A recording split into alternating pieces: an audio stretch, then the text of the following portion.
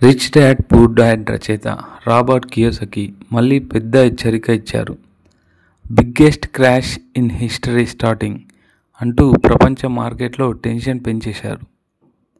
ఆయన చెబుతున్న ముఖ్య విషయం ఏంటంటే 2013లోనే రిచ్ డాడ్ అనే ఒక బుక్లో ఒకప్పుడు ప్రపంచ చరిత్రలోనే పెద్ద క్రాష్ వస్తుందని చెప్పారు.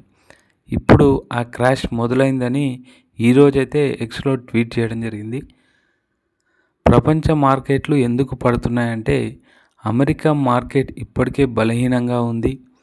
యూరప్ మార్కెట్లు ఇంకా కూడా వరుసగా దిగజారిపోతున్నాయి. గ్లోబల్ ఎకానమీ షేక్లో ఉందని అయితే పెద్దగా హెచ్చరించడం జరిగింది. ఏఐ వల్ల ఉద్యోగాలు అయితే భారీగా దెబ్బతినడం జరుగుతుంది.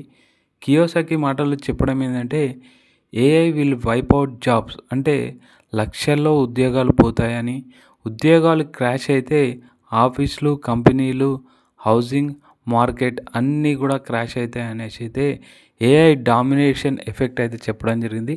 ఇప్పుడు ప్రజెంట్ మనం ఏం కొనాలి, ఇన్వెస్టర్లు జాగ్రత్తగా ఉండాలంటే ఏం చేయాలంటే ఆయన గోల్డ్ కానీ, సిల్వర్ కానీ, బిట్కాయిన్ కానీ, ఎథీరియం కానీ కొనమని అయితే ప్రజెంట్ చెప్పడం జరుగుతుంది.